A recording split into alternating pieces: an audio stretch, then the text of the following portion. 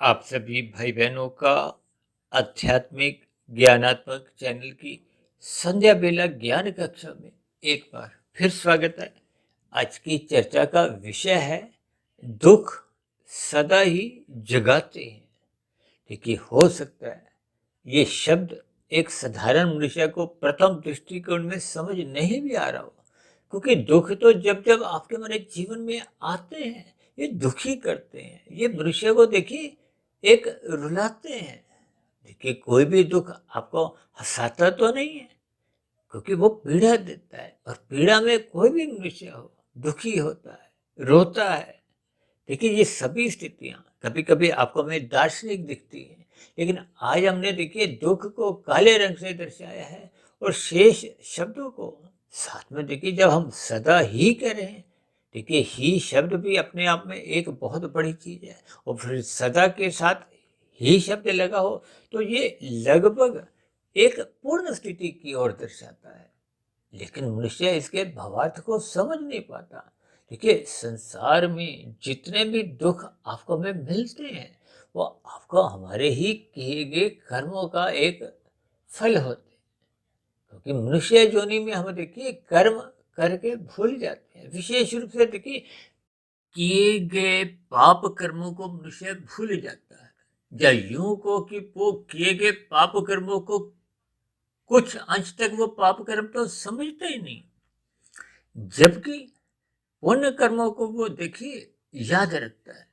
अक्सर हम ऐसी बात भी देखिए दार्शनिक रूप में कह देते हैं कि मनुष्य किए गए पुण्य कर्मों को मरते दम तक याद रखता है, जबकि किए गए पाप कर्मों को हम रात को सोने से पूर्व तक भी याद नहीं रखते कि आज हमने कितने पाप कर्म किए। क्योंकि यदि हम पाप कर्मों की ही संख्या गिनेंगे, समझेंगे, उस पर चिंतन करेंगे, तो संभवतः अगले दिन से आपके हमारे नए पाप कर्म होने बंद हो जाएंगे। लेकिन जब हम दोबारा से पाप कर्म नहीं करते, पुण्य कर्मों में लग जाते हैं, परमात्मा की ओर चलने लगते हैं, तो ये सभी स्थितियां तो देखिए मनुष्य को एक जागृत करते हैं, जगाती हैं।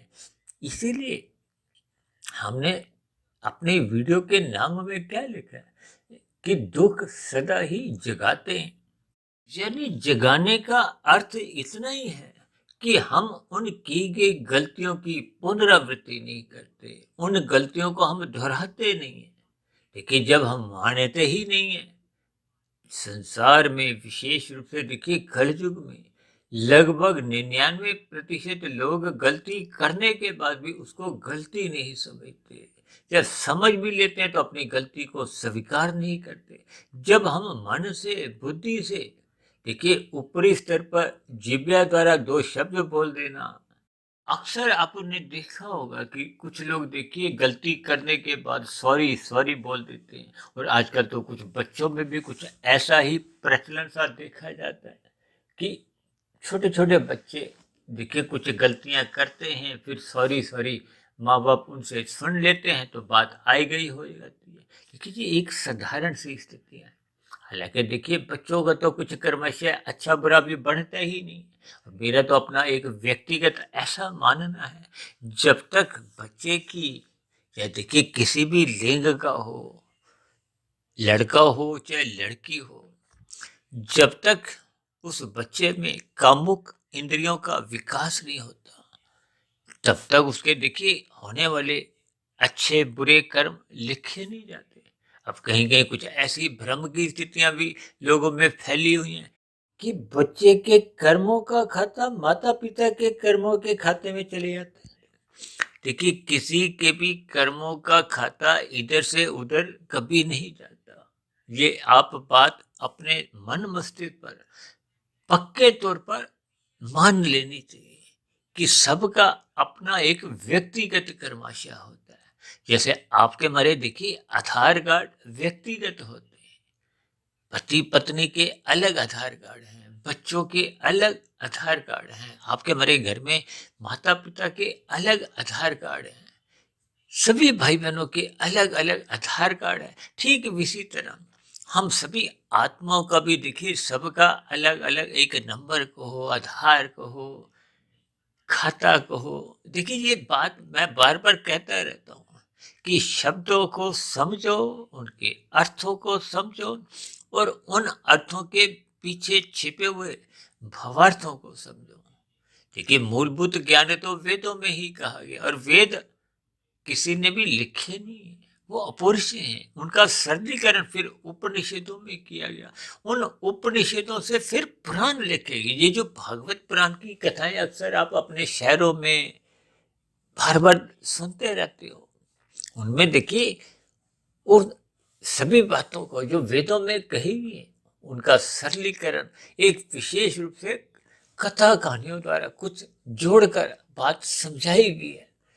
देखिए बात समझाना क्या है कि हम बुराई से बचें और अच्छाई से जुड़ें, और अच्छाई को हम देखिए अपने कर्तव्य कर्मों से जोड़ते जोड़ते निष्काम भाव से कर्म करें, और करते करते अपने जन्म मरण के बंधन से मुक्ति पा परमात्मा की ओर, यानी कि अध्यात्म कहो, परमात्मा को हो, आनंद को हो, मोक्ष को हो, उस स्थिति को प्राप्त कर ले। बस इतना सा ही ज्ञान है जो हम पिछले लगभग 4.5 वर्षों से लगभग 2000 वीडियो में बार बार समझाते आए हैं। इससे आगे कम अधिक कुछ ज्ञान नहीं।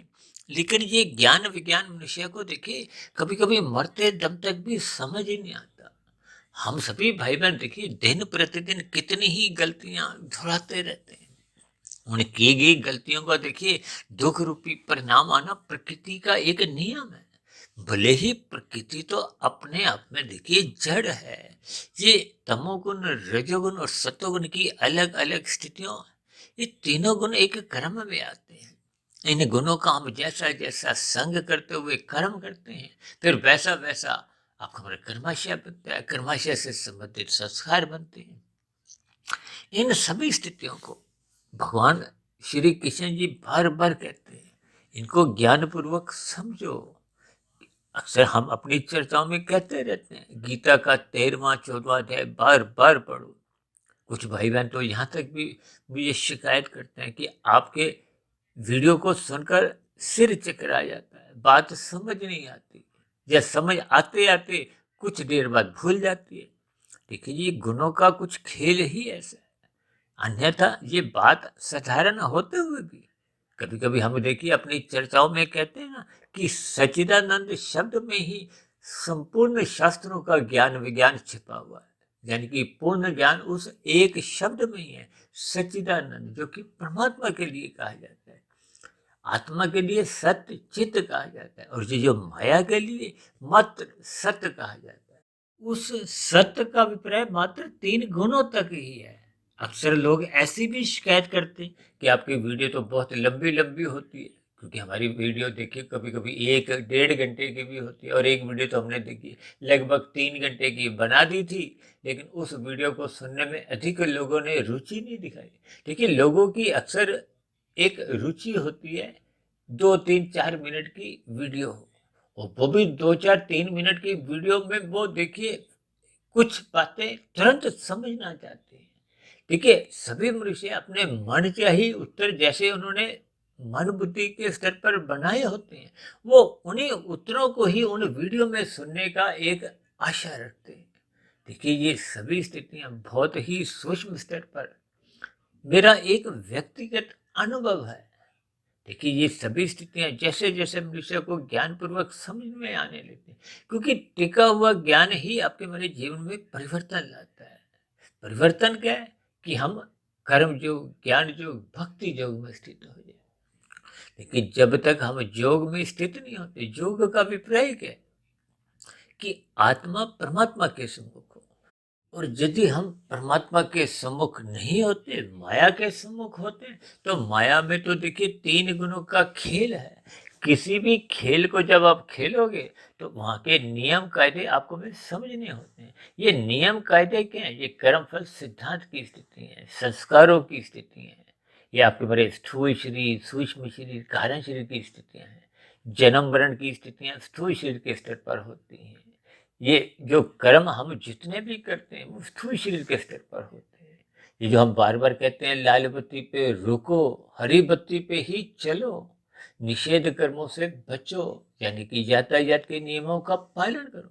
क्योंकि ये बहुत ही सरल उदाहरण है। ये लगभग मैं पिछले 2 ढाई वर्षों से तो इस पर बहुत अधिक चर्चाएं करता आया हूँ, ताकि बात आपको में समझ में आ जाए। क्योंकि हम सभी भाई बहन देखिए इन लाल बत्ती हरी बत्ती से अच्छी तरह से परिचित हैं, तो बात आपको में कर्मफल सिद्धांत की जल्दी समझ में आ जाती है। अक्सर मनुष्य देखिए धर्म की बातों को कुछ संप्रदाय से जोड़ देता है, और अक्सर मेरे पास भी कुछ ऐसे लोग एक संदेश भेजते हैं कि इसको आगे 100 जगह भेजो, 1000 जगह भेजो। देखिए धर्म की स्थितियां पढ़ने से लिखने से, ये ऐसे ऐसे इतने संदेश को इतनी जगह भेजने से समझ नहीं आती। ये धर्म का अभिप्राय अपने कर्तव्य कर्मों को निभाने से है, ताकि उस व्यवस्था में देखिए प्रकृति में हम सभी मनुष्य तो एक विशेष रूप से अपना स्थान रखते हैं। पशु भी हैं, पक्षी भी हैं, कीड़े मकोड़े, कीट पतंगे, पेड़ पौधे, ये सब जोनियां हैं। 84 लाख प्रकार की जोनियों में भले ही शास्त्री कहते हैं ये 80 लाख प्रकार की नीचे की, ये तो देखिए तामसी जोनी है। जब आपके हमारे मनुष्य जोनी में, क्योंकि शेष जोनियां तो भोग जोनी, ऊपर की जोनियां हो चाहे नीचे की जोनियां हो। देखिए ऊपर की जोनियों में विशेष प्रकार के सुखों को भोगा जाता है, तो आपका हमारा पुण्य कर्मों का क्रमशः घटता है, और नीचे की जोनियों में पाप कर्मों का नाश होता है। अब मनुष्य योनि में देखिए पाप पुण्य कर्मों का नाश भी होता है, क्योंकि हम प्रारब्ध में देखिए पहले के मनुष्य योनि में किए गए कर्मों का फल जो पक जाता है, चाहे अच्छा है चाहे बुरा है। देखिए अनुकूल परिस्थितियों को सुख कहा जाता है, प्रतिकूल परिस्थितियों को दुख कहा जाता है। ये दोनों ही स्थितियां जो प्रारब्ध में हम लेके आते हैं। अब किसी का प्रारब्ध तो देखिए, अब झुग्गी झोपड़ी में जन्म हुआ है, फुटपाथ पे देखिए कोई भीख मांग रहा है, तो उनका प्रारब्ध में देखिए दुख अधिक है। जबकि मनुष्य योनि में देखिए चाहे कोई प्रधानमंत्री है, चाहे कोई उद्योगपति है, चाहे कोई झुग्गी झोपड़ी में रहने वाला देखिए मनुष्य है, चाहे कोई देखिए स्थूल शरीर के स्तर पर कोई अपाहिज अपंगता भी लेके आया, लेकिन फिर भी देखिए मनुष्य योनि का विशेष महत्व है। मनुष्य योनि तभी मिलती है जब संचित कर्मों में पुण्य कर्मों की कम से कम 50% की स्थितियां होती हैं। यानी कि पुण्य कर्म कम से कम 50% होने से या अधिक होने से ही मनुष्य योनि मिलती है। यदि अभी पाप कर्मों की अधिक अनुपात है, आप किसी का 70% अनुपात है, तो वो नीचे की योनियों में अभी रहता है। जब वो नीचे की जोनियों में पाप कर्म घट घट के वो 30% के बराबर आ जाएंगे। देखिए कभी कभी मनुष्य को ये 50% के अनुपात समझ नहीं आता। कुछ मनुष्य ऐसा भी भ्रम पाल लेते हैं, अब नीचे की जोनियों में वो जो 70% पाप कर्म थे, वो घट के जब 50% रह जाएंगे तो मनुष्य जोनि मिल जाएगी, ऐसा नहीं है। देखिए तुल्यता होनी चाहिए। अब पुण्य कर्म 30% थे, पाप कर्म 70 थे। यदि किसी के पाप कर्म 90% है, पुण्य कर्म 10% है, तो फिर ऐसी स्थिति में वो जो 90% के पाप कर्म घटते जब वो 10% पे रह जाएंगे, तब उसको मनुष्य योनि की प्राप्ति होगी। क्योंकि नीचे की योनियों में तो देखिए दुख ही भोगे जाते हैं, तो वो दुख तो अपने आप घटते जाते हैं, चाहे हजारों लाखों करोड़ों अरबों खरबों कितनी भी जोनियां लेनी में उसको नीचे की जोनियों में जीवन बिताना पड़े, जब तक वो घट के पुण्य कर्मों के बराबर नहीं आते तब तक मनुष्य योनि की प्राप्ति नहीं होती। इसलिए तो मनुष्य योनि को विशेष महत्व दिया गया। ये जो संसार में कहा जाता है ना, मनुष्य योनि के मरने के बाद फिर ये 84 लाख योनियों का भ्रमण करना होता है, वो मात्र देखिए इसकी महत्ता समझाने के लिए कुछ बातें कह दी जाती हैं, कुछ वो सुनने में आती हैं, कुछ मनुष्य उन्हीं बातों को ही पकड़ लेता है। देखिए हम तो इस आध्यात्मिक ज्ञानात्मक चैनल पर जितनी भी बातें रखते हैं, वो शास्त्रों की जो एक सैद्धांतिक बातों को, उसको हम क्रमबद्ध तरीके से परमात्मा के आशीर्वाद से, गुरुओं के आशीर्वाद से समझाने का एक प्रयास करते हैं। हालांकि ऐसा नहीं कि मेरी कही गई बातें 100% आपको समझ में आ जाए, या वो 100% कही गई बातें पूर्ण हो, कहीं मेरे से भी कमी हो सकती है, लेकिन परमात्मा के आशीर्वाद से अब तक जो हमने लगभग 2000 वीडियो प्रसारित की हैं, वो क्योंकि ब्रह्म मुहूर्त में ही बनती हैं। गुरुओं का, शास्त्रों का, परमात्मा का, प्रकृति के 3 गुणों में वो जो ब्रह्म मुहूर्त की स्थिति होती है, इन सब के आशीर्वाद बने रहने पे तो फिर ऐसी त्रुटियां होने की संभावना लगभग नहीं के बराबर ही होती है। फिर भी हम अक्सर कहते रहते हैं कि जहाँ कहीं बात आपको समझ में नहीं आए या मेरी कही गई बातें आपको तर्क संगत सही नहीं लगी, तो आप अपना प्रश्न रख सकते हो। क्योंकि हम तो अपनी चर्चाओं में 1, 10, 100, 1000 की बार बार चर्चाएं रखते हैं। 1 को तमोगुण से, 10 को रजोगुण से, 100 को सतोगुण से और 1000 को विशुद्ध सतोगुण आत्मा परमात्मा से जोड़ते हैं। और 100 और 1000 की ही ये जो एक स्थिति है, ये एक साधना की है। ये जो 10 और 100 की जो स्थिति है, ये कर्म कांड विधि पूर्वक, ज्ञान पूर्वक, श्रद्धा पूर्वक जब हम करते हैं तो हम 10 से 100 पे पहुंच जाते हैं। ये जो कथा, कहानियां, व्रत, तप, त्योहार जितने भी हैं, ये सात्विक स्थिति मजबूत करने के लिए, ताकि हम 100 पे पहुंच जाए, पहुंच कर वहां हम रुकें, टिकें, फिर आगे बढ़े। यदि मनुष्य वहां पहुंचता है, रुकता नहीं, आगे की यात्रा आरंभ नहीं करता, तो फिर वो कम से कम उसका 100 पे 10 पे आना जाना बना रहने से भी वो मनुष्य देखिए एक की स्थिति, पाप की स्थिति, बुरे कर्मों की जो एक स्थिति है, पाप कर्मों की स्थितियों से भी लगभग बचा रहता है। तो देखिए ये सभी स्थितियां आपको हमें भावार्थ रूप में समझनी होती हैं। इसलिए हमने देखिए ये दुख सदा ही जगाते हैं, इसको इस भावार्थ से दिखाया है, ताकि हम अपने किए गए दुखों पर चिंतन करें। देखिए एक हमने वीडियो बनाई थी त्रिविध ताप पर, यानी कि 3 तरह के ताप को, दुख आपको में जीवन में मिलते हैं, अपने कर्मों द्वारा मिलते हैं। अब दूसरों के देखिए कर्मों की भी तो उनको स्वतंत्रता है, तो वो बुरे काम करते हैं तो उसका हमें भी प्रभाव रूप में फल भोगना पड़ता है। प्रकृति के वातावरण में भी अनुकूल प्रतिकूल परिस्थितियां बनती बिगड़ती रहती हैं। कभी भूकंप आ रहा है, कभी बाढ़, कभी देखिए अधिक गर्मी, ये सभी स्थितियों के फलस्वरूप भी आपको हमें दुख मिलते हैं। इनको दैविक दुख कहा जाता है। लेकिन फिर भी परमात्मा का देखिए एक क्षतिपूर्ति का सिद्धांत है, जिसके अंतर्गत आपको हमारी देखिए जमा घटा होती रहती है। ये सभी स्थितियों को ध्यानपूर्वक आपको भी समझना होगा। मुझे कुछ ऐसा ध्यान आ रहा है कि हमने एक क्षतिपूर्ति के सिद्धांत के ऊपर भी इस पर कुछ चर्चा रखी थी, यानी कि आपके हमारी परमात्मा द्वारा ठीक वैसे ही भरपाई होती है, जैसे कोई हम यातायात में किसी अन्य मनुष्य की गलती द्वारा क्षतिग्रस्त होते हैं, चाहे वाहन क्षतिग्रस्त हो या हमारे शरीर के स्तर पर, तो उसकी भरपाई बीमा कंपनी द्वारा की जाती है। तो फिर परमात्मा तो देखिए एक परम दयालु हैं, न्यायकारी हैं, किसी का पक्षपात नहीं लेते। अब नीचे की जोनियों ने तो सभी जीवों को परमात्मा ने अचेत रखा हुआ है, इसलिए ताकि उनको अपने दुखों का बोध नहीं हो। आपको हमें सचेत रखा है। भले ही प्रारब्ध रूप में आपके हमारे जीवन में दुख अधिक भी आते हो, दुख आपको हमें सदा ही जगाते हैं। यदि हम उन दुखों के पीछे के ज्ञान विज्ञान को समझते हैं, यदि हम दुखों पर ही रोना पीटना आरंभ कर देते हैं। अब कुछ भाई बहन तो देखिए उन दुखों के निरंतर बने रहने पे कुछ अपने जन्म पत्रियां लेते हुए इधर उधर भटकाव की स्थितियों में भी आ जाते हैं। देखिए उन स्थितियों में यदि मनुष्य में सात्विक स्थितियां बनती हैं तब तो अच्छी बात है, उसके ज्ञान विज्ञान को आपको समझ जाए।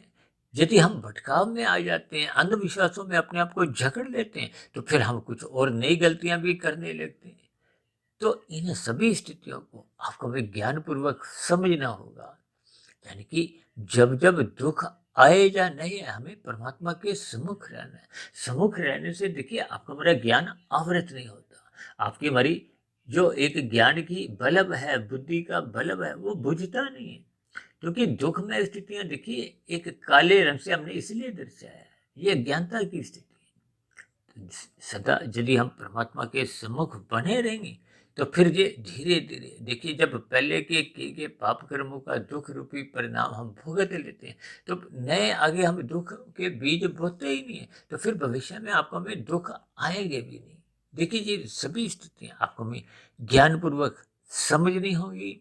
जितना जितना ज्ञान विज्ञान की कड़ियाँ, गुणों का ज्ञान विज्ञान, परमात्मा की सृष्टि के जो एक मूलभूत सैद्धांतिक स्थितियाँ हैं, ये आपको हमें समझनी चाहिए।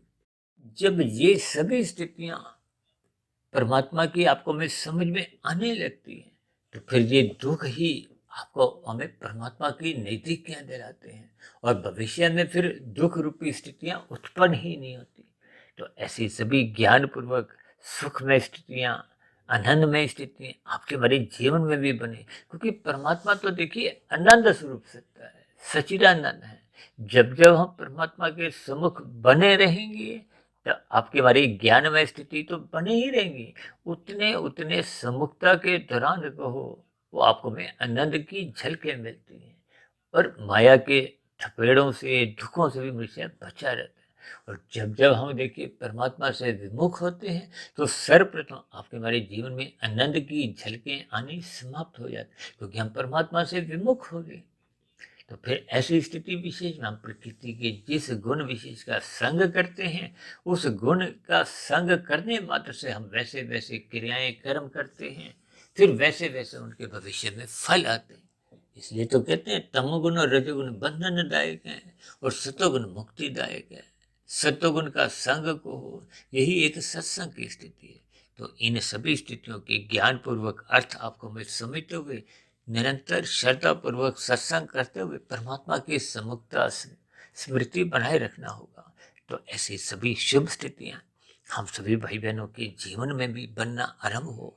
इसलिए आज हमने देखी, दुख सदा ही जगाते हैं, बशर्ते हम उन दुखों से प्रेरणा लेते हुए परमात्मा की सम्मुखता ग्रहण करें। तो इन्हीं शुभ स्थितियों के लिए आज की चर्चा विषय का हम यही विश्राम देते हैं। फिर भी वीडियो संबंधित आपके मन में कोई प्रश्न उठ रहा हो, तो आपके प्रश्नों का, आपकी शिकायतों का नीचे दिए गए कमेंट्स बॉक्स पर और प्रश्नोत्तर ज्ञान कक्षा में सदा ही स्वागत है। आप चर्चा विशेष को यही विश्राम देते हैं। कल सुबह फिर मिलते हैं ब्रह्म मुहूर्त ज्ञान उपदेश कक्षा में। तब तक आप अपने आध्यात्मिक मित्र सुधीर भाटिया फकीर को इजाजत दें। आप सभी भाई बहनों को बहुत बहुत शुभ रात्रि, और सुबह ब्रह्म मुहूर्त में उठने के लिए मेरी ओर से बहुत बहुत शुभकामनाएं। चर्चा विशेष को ध्यानपूर्वक सुनने के लिए आप सभी भाई बहनों का बहुत बहुत धन्यवाद।